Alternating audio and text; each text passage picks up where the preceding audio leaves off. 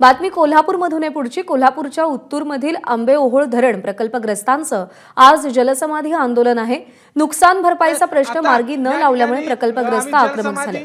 300हून अधिक आक्रमक प्रकल्पग्रस्त आज आंबेओहोळ धरणामध्ये उड्या घेणार आहेत। प्रकल्पग्रस्तांच्या आंदोलनाच्या पार्श्वभूमीवर आंबेओहोळ धरण परिसरामध्ये मोठा पोलीस बंदोबस्त तैनात करण्यात आलाय।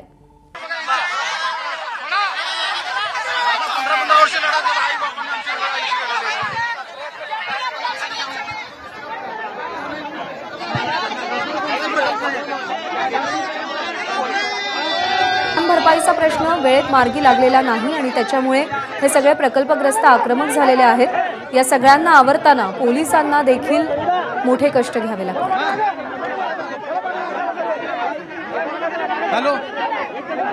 कोल्हापूर जिल्ह्यातील आंबेओहोळ मधला जो प्रकल्प आहे या प्रकल्पग्रस्त आता जलसमाधी आंदोलन घेण्यासाठी या ठिकाणी जायलेत आणि पोलीस आणि सगळे आंदोलक यांच्यामध्ये बाचाबाची आहे ती सुरू झालेली आहे। कारण आपल्या मागण्या आहेत त्या गेल्या अनेक वर्ष या पूर्ण झालेल्या नाहीत। त्यामध्ये की वयस्कर महिला आहेत त्या देखील आहेत, सगळे वयस्कर नागरिक या ठिकाणी पाहायला मिळतात। कारण जे आंदोलन केलं याच्या आधी अनेक वेळा आंदोलन केलं मात्र आपल्या मागण्या आहेत त्या मान्य झालेल्या नाहीत। काही प्रकल्पग्रस्तांना याचा लाभ झाला मात्र बहुतांश प्रकल्पग्रस्तांच्या अजूनही मागण्या पूर्ण झालेल्या नाहीत आणि म्हणूनच कुठेतरी हे सगळे आंदोलक जलसमाधी आंदोलन करण्यावर ठाम आहेत। हे धरण म्हणजे आमचं स्मारक आहे आणि या स्मारकामध्ये आम्ही जातो अशा पद्धतीची मागणी या ठिकाणी काय नेमकं काय तुम्ही कुठे चाललाय, काय करायचं? आंबेओहोळ धरणग्रस्तांचं पुनर्वसन झालेलं नाही। 355 लोकांना बोलवून केलेले आहे। 355 लोकांना 1 लाख रुपये दिलेत आणि बाकीच्यांना 14-40 लाख रुपये दिलेले आहेत। 25 वर्ष झालं हा धरणाचा प्रश्न आहे। आता आम्ही जलसमाधीच घेणार आहे, दुसरा पर्याय नाही आमच्याकडे।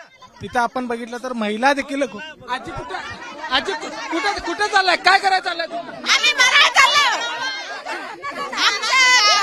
आमच्या जमिनी धरणात गेल्या, आमची मान्य करीत म्हणून आम्ही मरणार आहे। मग काय करणार, काय करावं? सजा भोगतो आम्ही।